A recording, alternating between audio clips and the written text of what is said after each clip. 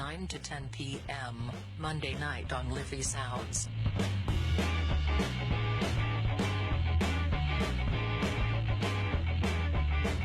The world you don't know.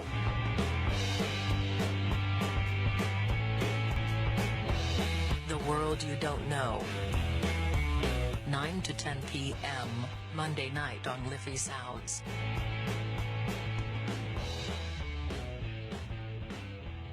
Any views expressed on this programme do not represent the views of Liffey Sound FM.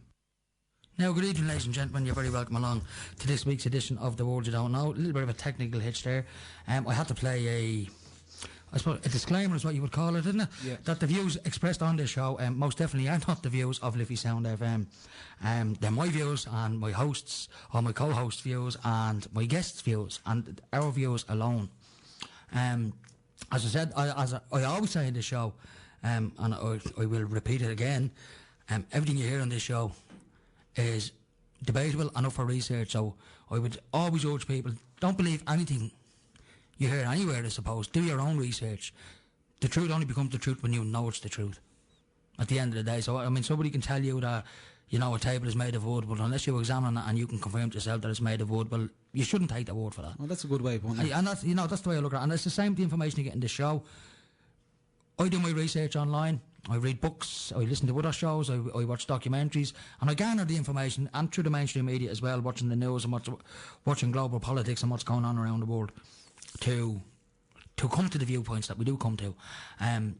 So, in that respect, as I said, the information that we give out on the show, I suppose you could say it's second-hand information, so don't take it as 100% gospel. Go and do a bit of research, find out for yourself. It's information we like to bring to the public's attention, stuff we think people should know, stuff we think people should be discussing, as opposed to discussing the X Factor and who the latest Celebrity Big Brother winner is and stuff like that, you know, because we don't consider that real news. If it's not talked about on the mainstream media, well, what's the reason? We will speak about it. We will speak about it. If it's so, plausible. Yeah. In saying that, I want to line up my next guest. I'm going to get Al on via Skype, so I'm just going to sign into Skype. I should have had this done before now, but under a little bit of pressure there when we come into the studio, and my headphones are all tangled up as well, which is not a good thing. So I'm going to get Al on now in a minute. Now, I am joined in the studio by my good friend Robbie, my wingman. Good evening, Robert. Good evening. Robert jumps on from time to time just to, I suppose, add a bit of balance. Well, that's it. It's nice to come up and share a few views between us. And that's the way it is, yeah. It's basically sharing viewpoints and ideas and possible solutions and stuff like that. Well, as we said before, there's a lot going on, and it's an interesting time to be around. You know, if you look back in history, all the events that goes on, you say, oh, you know, what really happened? And we're here watching what's happening. Well, this is our observation. This is our observation, and we are watching the world go to hell in a handbasket live. And it's happening very quickly. And it is happening. There's an awful lot going on, folks, and we're going to be talking about all of this tonight now. Now, I have Al now. He's just appeared online, so what I'm going to do is I'm going to ring him right now and get my good friend Al on. So he's going to be coming on ordinarily. Now, Al is a radio host like myself and Robbie. He is based up in the Meath area. My volume is way up. Now, I'm going to mess around with my levels now. Just give me a second there, Raymond. Fair play to you, Ray. Now, I don't know what that's like now, so you can send me another message, Ray, to tell me what the volume is like. It could be to do with the stream as well. Now, it sounds fine my end anyway, as far as I know. So I'm just going to turn them down. But the thing is, when you get different presenters in, they like their own settings and stuff like that. Yeah. Depending on what the music is or what they're chatting about and stuff like that. So it goes like this from time to time. So I'm going to say is Al there. Al, are you there? Good evening, Mick. How are you doing? Good evening, Al. How are you? Not too bad at all. How are you doing? Not too bad at all. Now, I was just mentioning there at the top of the hour, I don't know if you were listening. I have to, there's a disclaimer now that I play before the show, basically saying that the views of the show are not the views of Liffey Sound, which they're not. You have pretty much the same thing on your show, don't you?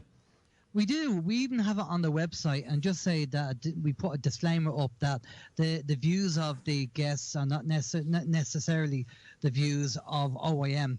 So, because sometimes people come on the show as a guest and they talk about some information, and you know, it's not. It can be quite outrageous sometimes. You have to say, well, look, we don't kind of believe that. It's up to the listeners to. If it resonates with them, fine. If it doesn't, then fair enough. But you have to do that because there's some things that you probably wouldn't agree with. But as radio presenters, it's not really, you know, for us to give our opinion, but only the guest will give their point of view, and it's up to the listeners to decide whether they like the information and you want to look into it further. Yeah, well, my caveat, as I was saying to Robbie there a moment ago, is no matter what you hear on the radio, whether you read it in the newspaper or watch it on the news, believe nothing unless you do your own research. Of course. I mean, You know? John Irwin is a classic. He said, the truth is buried in a barrel full of lies. It's very hard to find. So it just, whatever information you hear, if it resonates with you, then obviously go and check it out and do more research into it. But you have to do the research. Now, one thing I'm going to start the show off with, one subject I'm going to talk about is fracking. Now, most of our listeners probably would know what fracking is by now, but anyone new who's hearing this show for the first time, if you're wondering what fracking is, fracking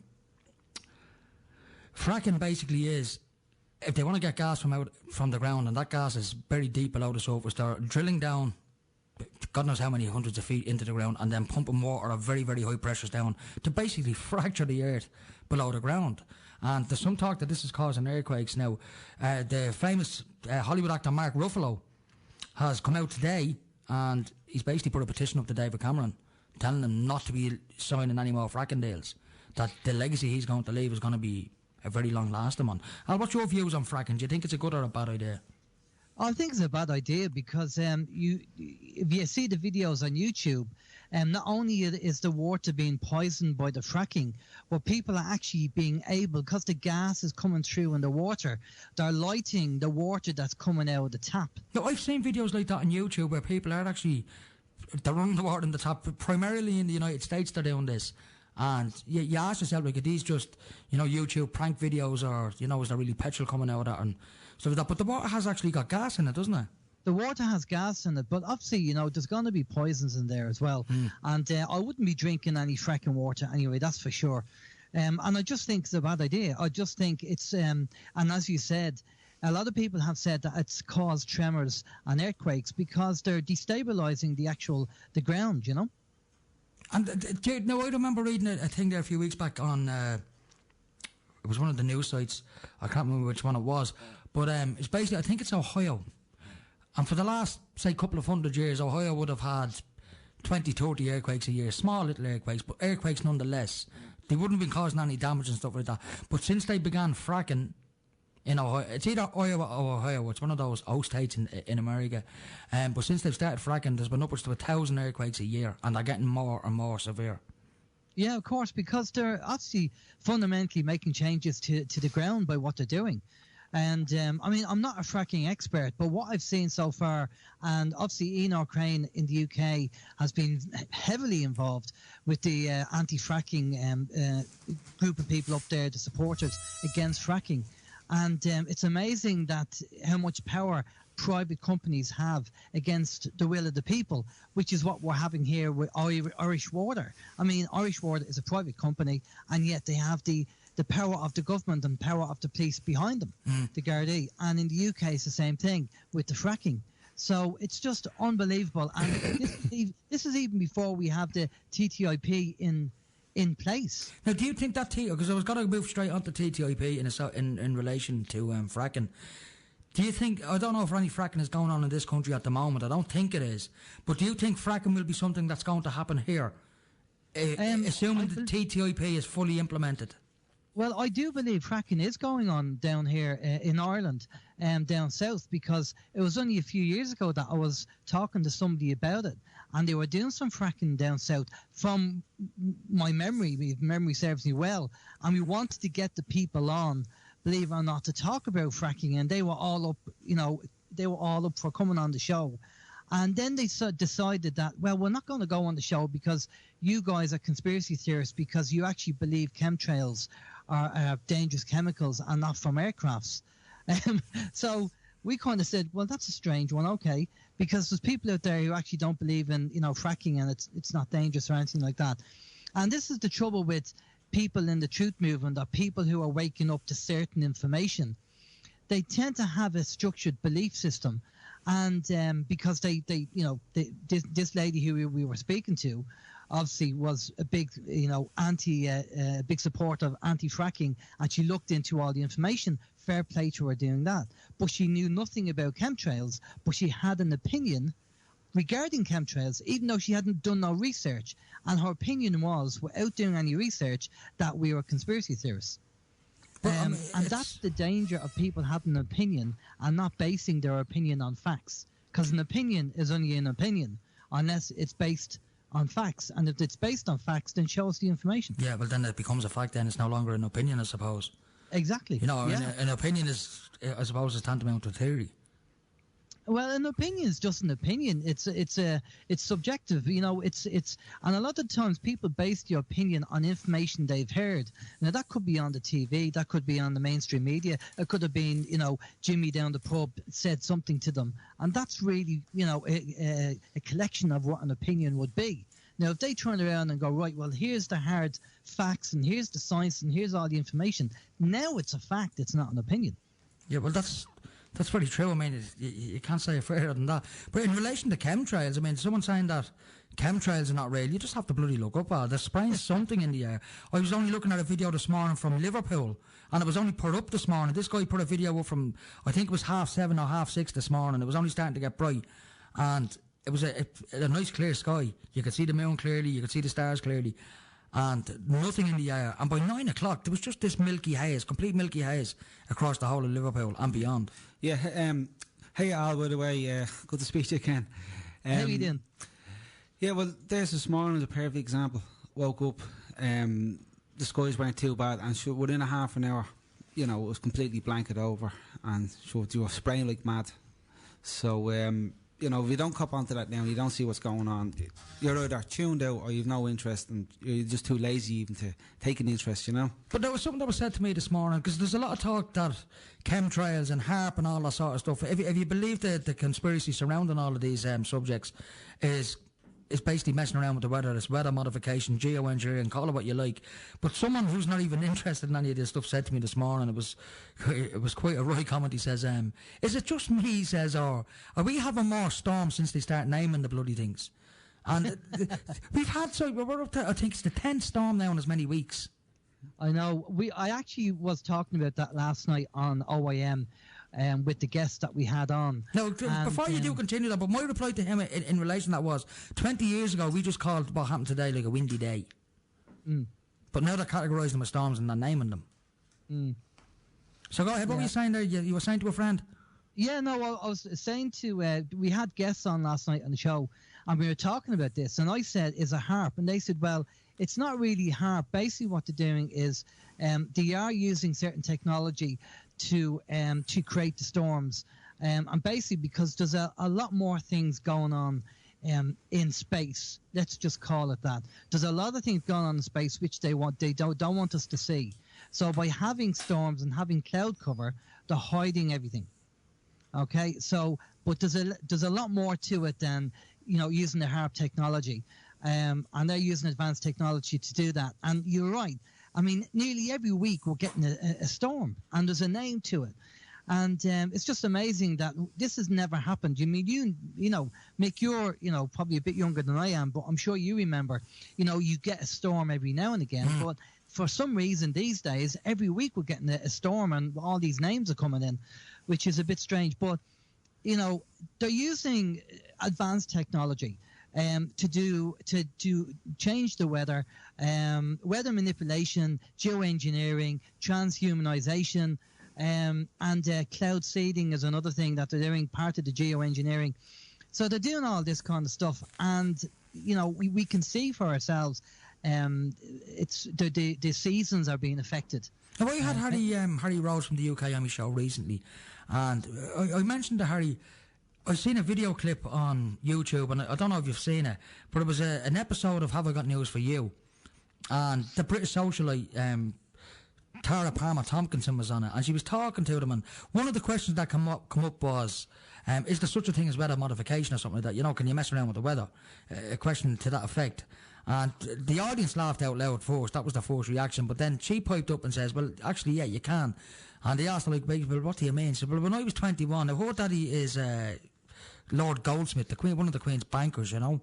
And her reply was that when she was 21, her daddy paid some private company X amount of money to make the rain go away for her 21st birthday. And like, this was probably, I don't know how old she is now. She's would have been a decade ago, really. Maybe 15, 20 years ago, maybe. That this actually happened. So if they were able to do that 20 years ago, well then, you look at the weather we're getting now. I'm not saying the weather we're getting now is not natural. It most very likely probably could be, but you still have all this talk online, and not just online, offline as well, amongst various groups and different academic minds, you know, bringing the information to the fore. That yes, there is weather modification going on, and it's been used for nefarious reasons. You know, to affect economies of countries and stuff like that. Because, say, for example, if we get snow and it lasts for 15 weeks, that's going to have serious damaging effects on the economy. It depends on what side of the coin you are. I mean, if you're an investor in companies and you want to have good weather, because if you look at, say, the derivatives market, which is the futures market, right, and that's all based on things going to happen in the future. So say a farmer says next year, if I have good weather next year and my crop grows to 100%, then my crop is valued at, say, 6 million. Okay, now somebody who works in that the financial markets and who has control of geoengineering could make sure that the weather where his crops is basically going to be perfect for that to make sure he has a full yield. Because it's a good investment. He would offer that farmer maybe 2 million for that crop for next year, and if they get a full crop, then he'll make, say, sell it for 6 million, he'll get a 4 million profit. So I'm only playing around with figures. So if you have the ability to control the weather, then you can actually make money by either destroying or improving the weather for certain situations. Yeah, I mean, it makes sense that if you had the ability to do that you would actually do that. As an investor, like, you know what I mean, as a financial investor. It makes perfect sense. Listen, I want to go to a set of ads, so do you mind holding on for a couple of minutes? No problem. And if you'd be good enough to mute your mic, I'd appreciate it. I will indeed. Folks, be back in 2 minutes. Listen online now at liffysoundfm.ie. Did you know you can listen to Liffey Sound FM live directly from our website? Just visit liffysoundfm.ie and click on the picture of our studio on the homepage. You can also check our updated schedule with shows covering all tastes. Also, our contact details can be found here. So if you or anyone you know is interested in volunteering with us, please get in touch. So log on to liffysoundfm.ie and enjoy the music and chat. If you're considering improving your home with replacement energy rated double glazed windows and doors, why not visit Keane Windows showrooms beside Liffey Valley Shopping Centre, open 7 days a week. You will find an extensive range of double glazed windows, over 50 composite doors on display, and a superb range of patio and UPVC doors. Keane Windows has earned an excellent reputation in the window business by looking after our valued customers. We offer a professional service from the moment you ring us to our after-sales service. For a free quote, visit our showrooms or visit keanewindows.ie. Join Mark Hanratty every Thursday night here on Liffey Sound 96.4 FM for his Songwriter Spotlight. Each week, Mark brings you behind the scenes of your favourite bands, your favourite tunes, and the songwriters behind them. Fascinating insight into the music industry's real heroes. That's Mark Hanratty's Songwriter Spotlight, Thursday, 8 to 10 p.m. on Liffey Sound 96.4 FM and liffysoundfm.ie. Acríla an rééis an damda ag liffysoundfm.ie. Agus an nícha sé .car FM, Shaggy Liffey Sound. Now, folks, you're very welcome back. Are you still with me? I am indeed. That's great. Now, we were talking there about weather modification just before the break. I want to cast your mind back to a movie that, funny enough, Aaron Russo made, Trading Places. Now, if you remember in that movie, Eddie Murphy was in it with James Belushi. Dan Aykroyd. Dan Aykroyd, and Eddie Murphy. But the premise of the movie was that the guy that was in remember the nasty character, can't remember what his bloody name was. With the top hat and the guy that was planting stuff on people and stuff like that, and he got the weather report or the crop report. Do you remember that? Yeah. How they were manipulating the markets and stuff like that because they knew what the yield was going to be. And, I was wondering, just what you were saying there, put a thought in my mind. Because of, we know who Aaron Russo is, the producer of that movie. Yeah. And the documentary he made with Alex Jones exposing the New World Order, where he was saying, this is what they're going to bloody do. And now he's dead, died of cancer, allegedly. He was trying to get a little bit of information out there just to let you know, that even the oranges commodities market is rigged. Yeah. Do you know what I mean? That you have these bogies coming in from the the dark, like, do you know what I mean, with information that no one else has, and then the markets are manipulated. But I mean, that is the way the financial markets work. Well, that's it. And basically, Hollywood is used a lot of the time to expose what they're doing. There's this kind of agreement somewhere in the psyche of the New World Order people where they have to tell us what they're doing. To get what they want, they have to tell us what they're doing. And if we don't say no, now we know in the eyes of the law, if you don't say no, then it's presumed the answer is yes. So they have to tell us what they're doing. And if we're too stupid not to pick it up and we don't see it, well, then that's their own fault. Now, one of the biggest... Sorry, go on. Keep going. No, I was just going to say, they just use Hollywood as a medium, so that wouldn't surprise me. Well, in relation to that now, I'm sure you're aware of Jordan Maxwell, one of the greater researchers out there. I mean, the likes of us all stand on the shoulders of giants, him being one of them. You know, he's been that for 50 plus years. But I remember one thing he said in one of his speeches that he gave, and he was talking about the Illuminati, and he was saying, look, whether you want to believe they exist or not is irrelevant, he says. You know, these people are there and they have these beliefs. He says, what he basically said about the Illuminati, when they're doing things on you, you know, like, say, a big event in the world, like a 9/11 or whatever it is, a war, it doesn't matter what it is, just what you said there, Al, to them it's a kind of magic. And in order for that magic to work, they have to tell you. And he was explaining that's what Hollywood is used for, like via cartoons, movies and stuff like that. And it just brought me mind back to something we watched last week, and I don't know if you watched it yourself. The X-Files, the first episode of the brand new season. Of course, yeah. Did you watch it? I did, yeah. And did you see what was... Amazing. It was like, I suppose, for want of a better word, it was like a conspiracy theorist wet dream, the episode. Yeah, no, the amount of stuff that they come out with. And I was wondering, like, is this predictive programming? Well, like they're telling you what's coming down the line. Yeah, well, they're telling us. They're turning around and telling us and putting it out there in plain sight for people. And the trouble is that there's a number of issues that we have here. What's going on? Number one is that people tend to put their own morals on the New World Order. And they will say, no, I don't believe that. They wouldn't do things like that. That's because they wouldn't do it. But then it's like saying, oh no, Hitler wouldn't kill all them people. Oh no, he wouldn't do that. Well, you're not, these people are not Hitler. There are psychopaths out there that don't have any empathy. And that's the thing. So number one, you don't put your own morals on these people, right? That's a mistake people make.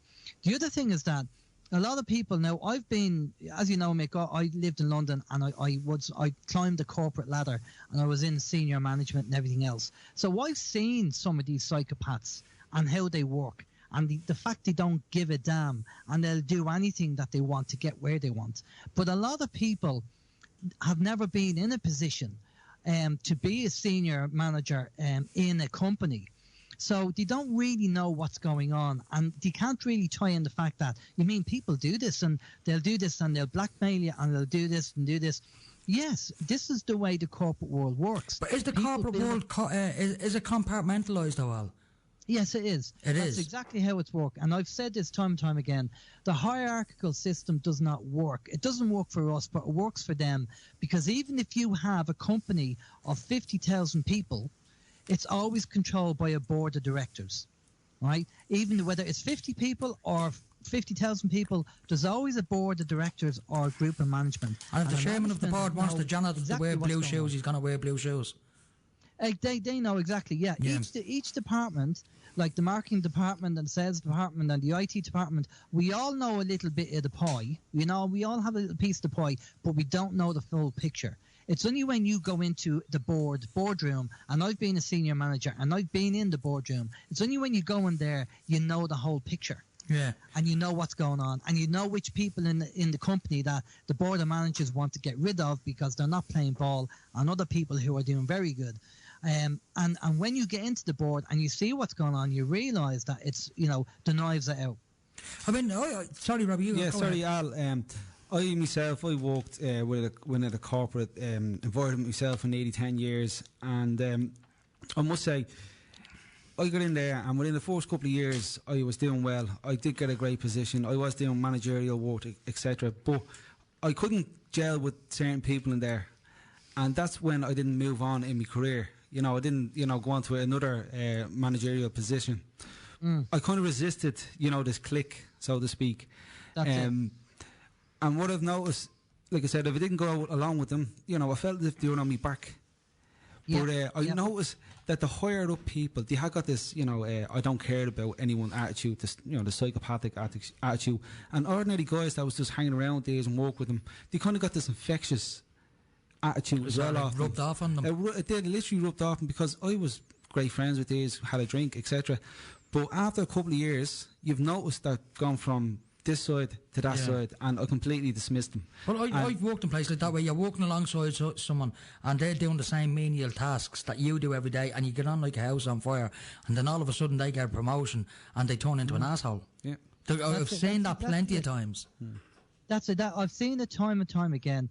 A little bit of promotion, a little bit more money, a little bit of promotion, and all of a sudden the arrogance kicks in, because he has this level of confidence now, and I'm promoted and I'm one of the boys, and I'm in the club, I'm in the clique, and I have my little empire, and I'll protect my little empire. I've seen it time and time again, and that's exactly what happens. It's Robbie, is it? Yeah. Robbie, I've seen it time and time again, and you're right. And because you didn't go into the clique, that's why you didn't get on. Yeah, well, that was it. It didn't gel with me the way they operate, so I just, you know yourself, stood aside and let them get on with it. Yeah, which is the right thing to do. I just want to bring your mind back to something you were saying there a couple of minutes ago, in relation to what JFK called this monolithic conspiracy. Now, he was referring to America to enslave every man, woman and child in America, but in reality he actually meant the whole world. And I've discussed this with people, Robbie, and who would ordinarily say to you, I know, come on, Mick, that's all bullshit, there is no new world order, you know, we've got our own government here, and they have their own government there, and I'd be saying, well, yeah, it looks that way on the surface, I said, but the controlling mechanism is a global structure, and it is a global structure.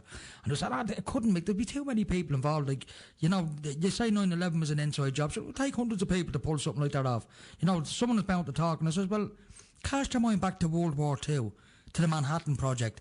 No one knew the atomic bomb existed till they bloody dropped the thing. And they were like 6 or 7 years developing this thing. And they had like 400,000 or 500,000 people spread out all across the United States working on this. But it was so compartmentalised, like the corporate world Al describes, that people to the left hadn't a clue what the people to the right were doing. All they knew was, we're doing this little job, we're messing around with this circuit board, we don't know what it's for, but when you put them all together, you get an atomic bomb. Exactly. Do you know what I mean? And until those bombs were dropped, no one knew what was going on. The people at the top control everything. So one person at the top, you know, whether it's a senior manager of a department, can manipulate all his staff underneath him. And to me, that's too much power. That's why the hierarchical system doesn't work, because of that. One person could affect so many people. Do you think we have a system like that in this country? Do you think our government operates on a basis like that? Of course, yeah, party whip system. That's exactly what it is. That would be the same thing then. Senior TDs that are in control. We don't have representative democracy. We have a representative dictatorship, and it flows downwards. The party whip system is the board of directors in the government, and they make the decisions, and they feed it down to all the other TDs, and then the TDs have to go and do what they're told. And if they don't do what they're told, like George Lee in Fine Gael, after 9 months he left because he realised that it was institutionalised, and no matter what bills he tried to bring in, they would have been stood on by the party whip system. So if that's the kind of system we have, right, we've got an election coming up now. My question is, what's the bloody point? Well, see, there's the thing. The old saying that it's not the people who do the voting, but it's the people who count the votes that count. And this is the concern about voting. I mean, if voting did make a difference, then they would ban voting. And even now, Enda Kenny is coming out and only allowing for certain questions to be asked. And that's like the Delphi technique, where you're only allowed to ask a certain type of question. And you can't go beyond that. You know, I mean, people have to realise that, you know, power is an aphrodisiac. It's you know, these guys are just nuts for power. Didn't Minister Kelly himself say it recently? They do anything they want for it. Minister Alan Kelly himself recently quoted that he believes power is a drug. Yeah, but this is how he thinks of it. Exactly what it's like. And I've seen these people in the corporate world, because the corporate world is the same as politics, because you are dealing with a company. I mean, it's all got to do with companies. We know Dun & Bradstreet, if you go to Department of Transport, Department of Environment, they're all listed on Dun & Bradstreet. As private companies, yeah. And in order to be a company, your main goal that you're trying to achieve is to make a profit. Revenue. Exactly. It's revenue. It's all about money. If you want me to explain, this is how I see it working, right? Based on a company, I worked for a well-known business travel company in the UK. And this company was the billion-dollar company, okay? So what we did was each department had what was called a cost center, okay? And you had your own budget and you had your own cost center. And every time you wanted some work done by another department, you would cross-charge in the department. So in the IT department, say, the marketing department wanted a laser toner for the laser printer. Well, they'd have to buy it off the IT department. So what we would do is we'd buy it in for, say, 30 quid. We'd sell it to the marketing department for 35 quid. And all that extra bit of money that we get through the year would be our Christmas party slush fund. Okay? Well, it's not a bad idea, actually. So if government departments work the same way, Which then they there's probably loads do. of cross-charging going on, then you can see why money is so important to them. So when the Gardaí stop you for speeding and all that, they're more interested in finding people than catching the criminals, because catching criminals doesn't make the money. Sure, isn't the court system, what's the bench, is Latin for the bank? According to Jordan Maxwell, it is now. You know, I haven't actually looked that up, but apparently the word bench. But I mean, there's a lot of things when it comes down to the etymology of words. You know, particularly in the corporate world and the business world, like you know, we have a bank. A bank manages currency. You know, you have a river. A river has banks that controls the flow of the current. All these words intermingle, and they all come from the same root words. Do you know what I mean? But That's right. That's right. Like Jordan Maxwell talks quite a lot about that. It's interesting the amount of words that have a kind of a meaning behind them. But these are all legal words. You know, these all operate within the legal world. Yeah, you know, yeah, in the judicial system. Totally, yeah. In the law dictionaries and all, there's a lot of linking there to be done, you know, and it's all based on the Phoenician banking system, wasn't it? Well, according to Jordan Maxwell, it goes all the way back to the ancient Phoenicians, which is, I suppose, ancient Babylon, Iraq, the Middle East. It makes you wonder what they're doing out in the bloody Middle East, like bombing the shit over and blaming ISIS for getting rid of all the historical artefacts. You know, what are they trying to hide? That's something I've always been wondering about. I don't know about yourself, all of you, if you've looked at that like that. Well, I have looked at it, but if you think about it, I kind of analyse things from a kind of spiritual, psychological point of view these days.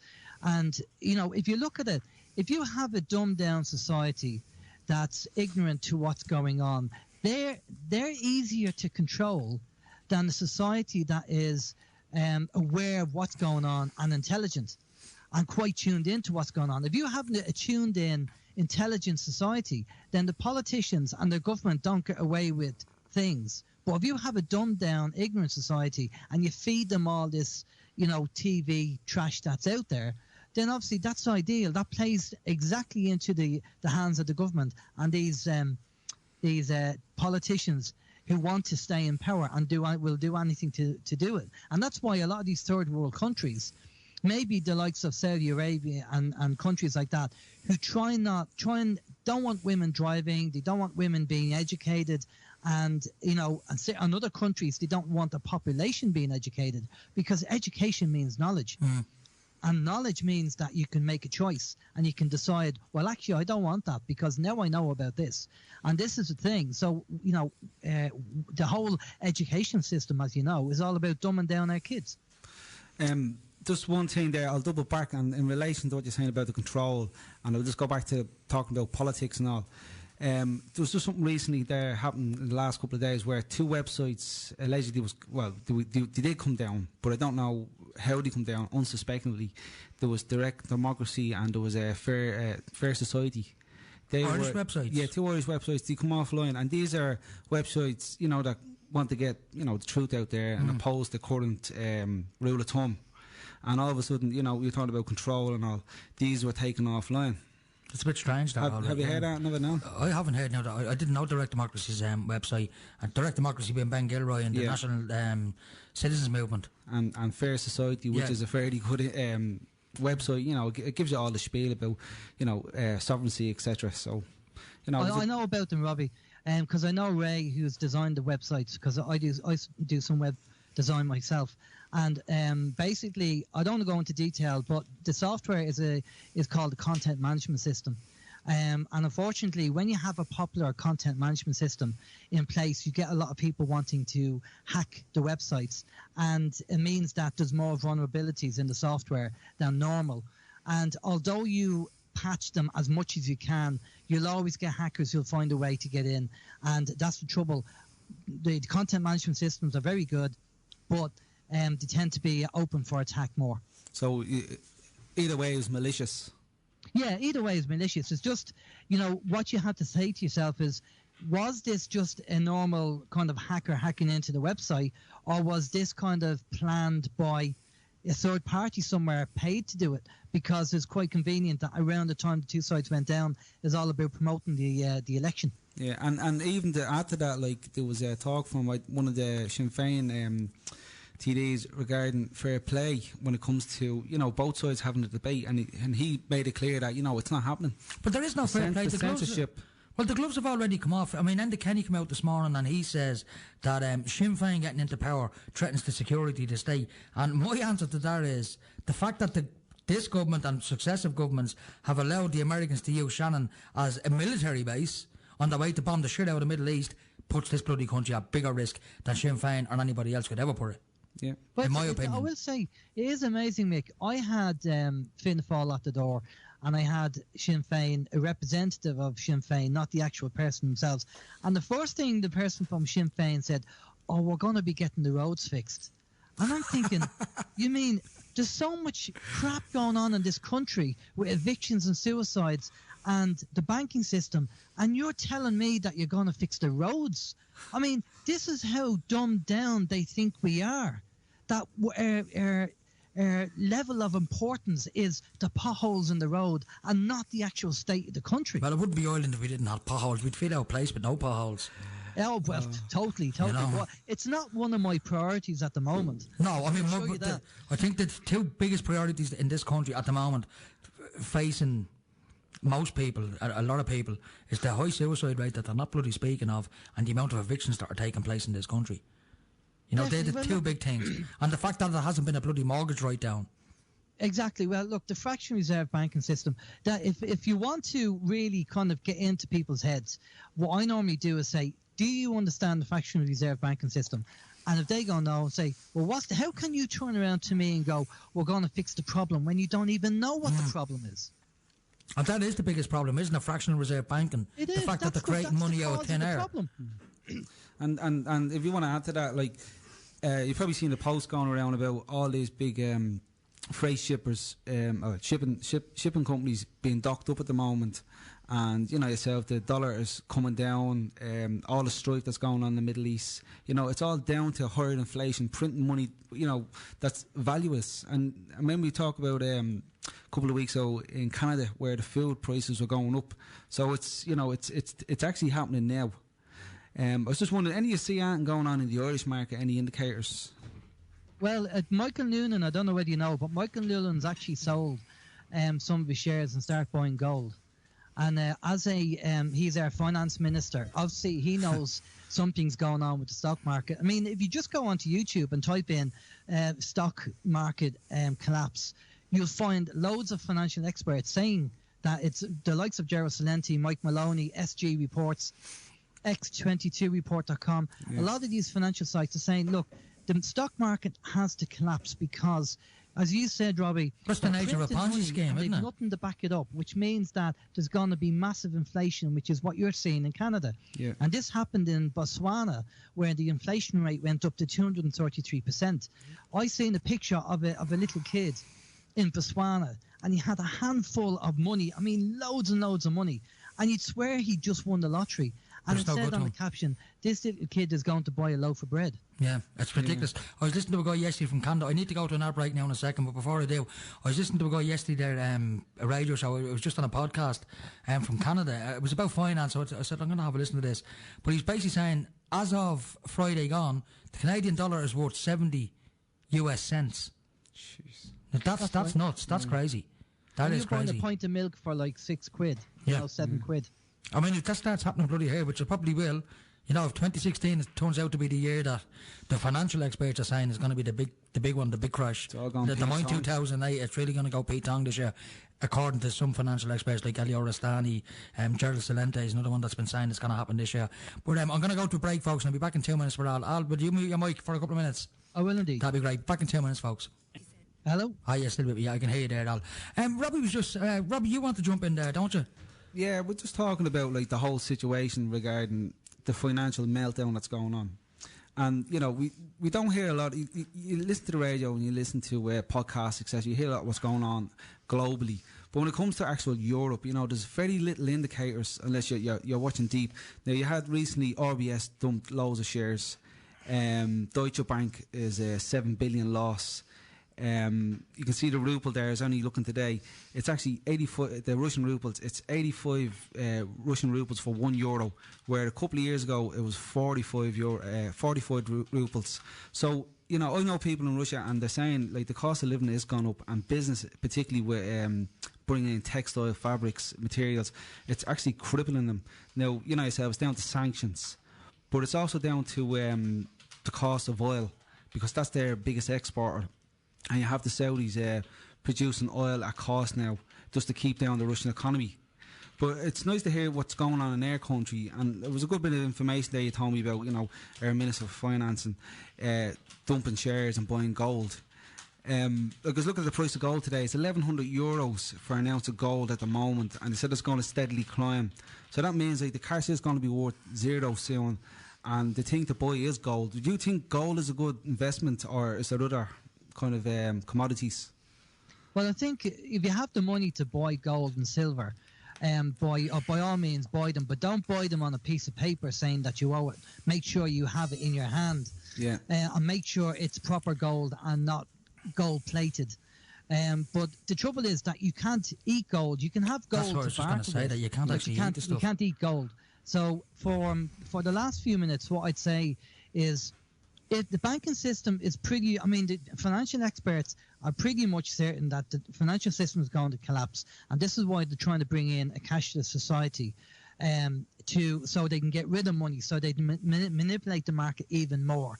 Now, what if over here in Ireland or in Europe, the banks close down? If you think about the X-Files, the chap even said on the X-Files, they'll make an excuse, they'll close down the banks on the Friday, and then that will be it. Now, will they be closing down for 1 or 2 weeks, 3 weeks, 4 weeks? We don't know. So if people put themselves in the scenario, because in certain people's lives, especially over in Ireland, it's never happened. You know, so they think, oh, well, it's never happened, it's never going to happen. But that's kind of naive, because they don't understand how the markets are going. So I would say to them, at least have, 4 weeks of food in, and make sure that you have a bit of cash on your hip as well, in your pocket, just in case, so you can actually go out and buy food just in case. Because if the banks do shut down for whatever reason, and we don't know what happened in Greece for a week, and people couldn't get their medicines, they had no money to get food, so I've always said it's better to have it and not need it than need it and not have it. That's true. So if you stock up your food and nothing happens, then happy days, no problem at all.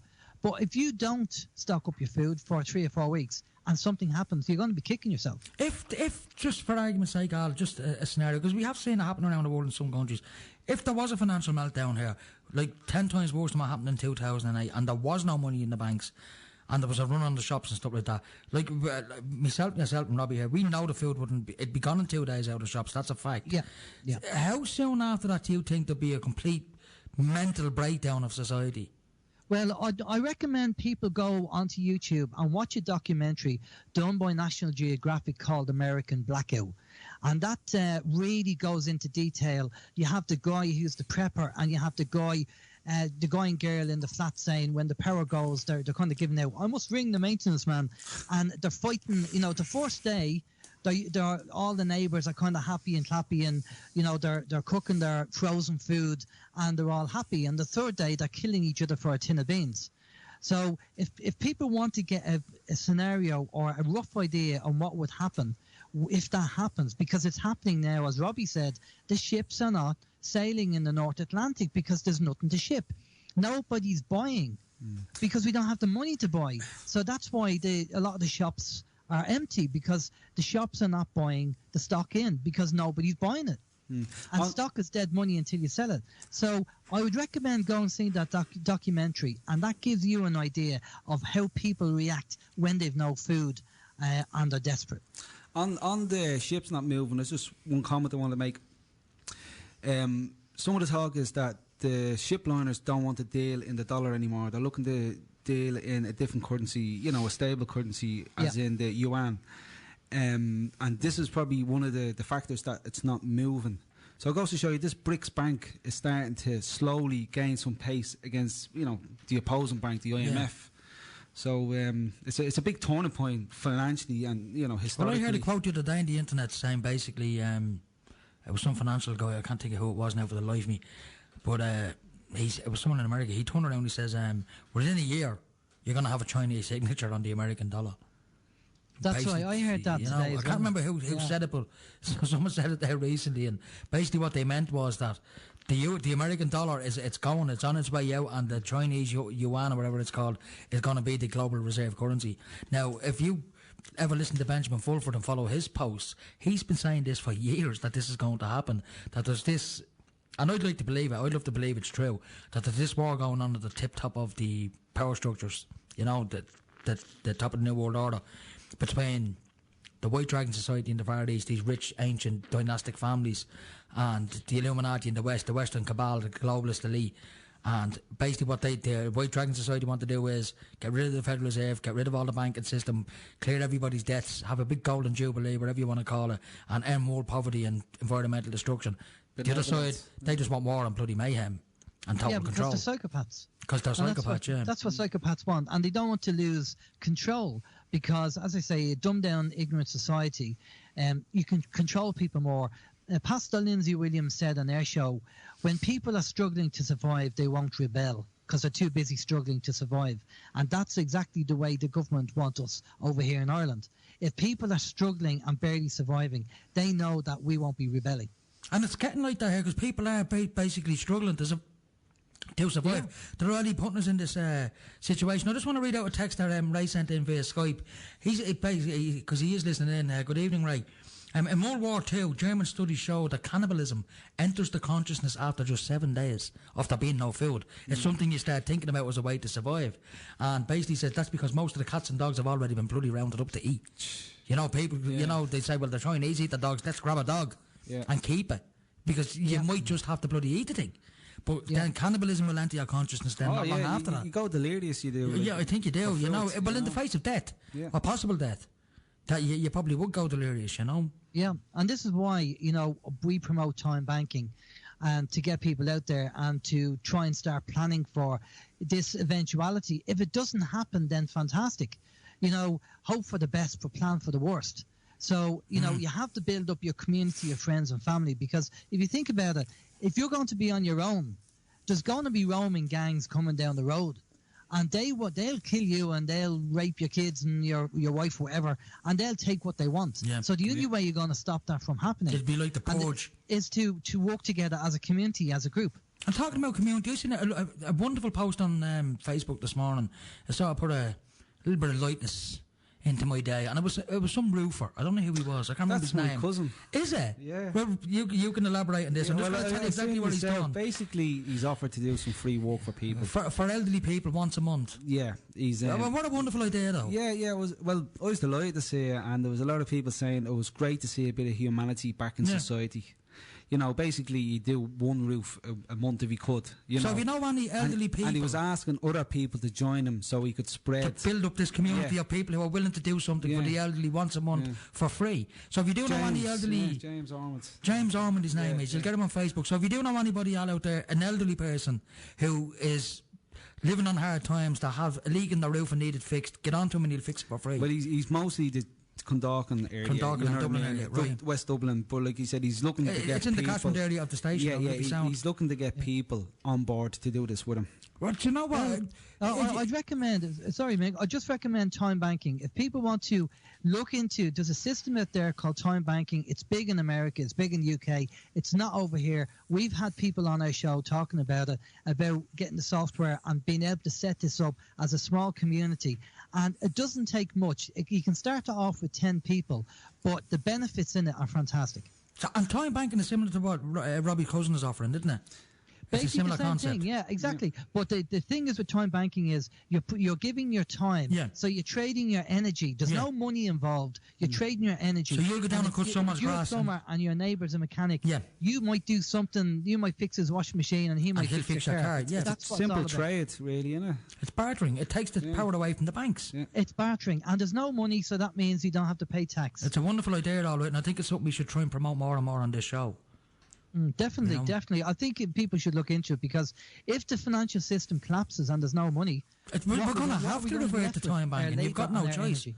We're going to have to do that. You know, you're going to have to see someone. You might see someone up the road who has, 50 tins of peas. But listen, I'll cut your garden if you give me 2 tins.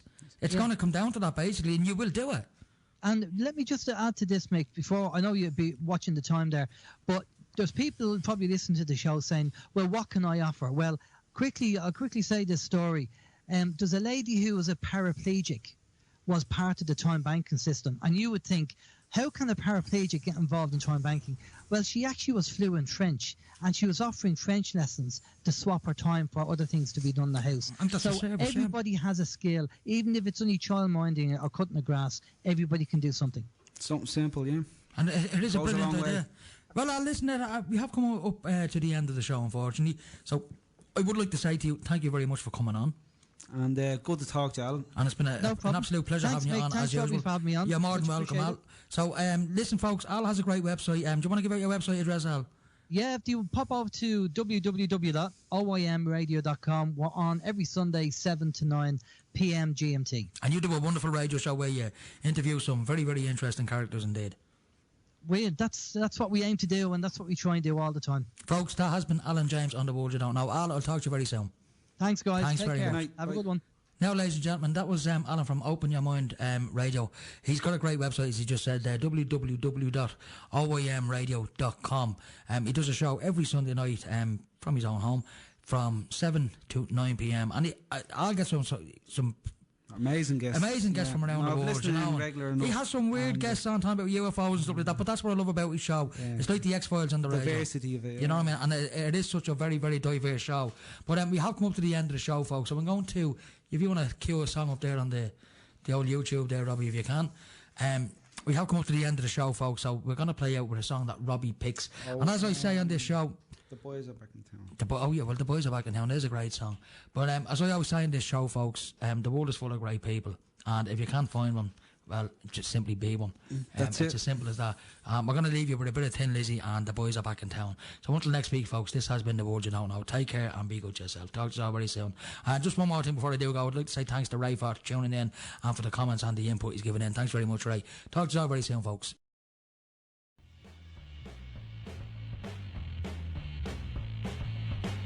9 to 10 p.m. Monday night on Liffey Sounds.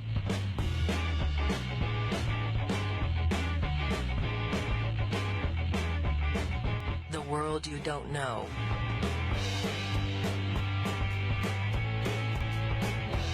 The World You Don't Know. 9 to 10 p.m.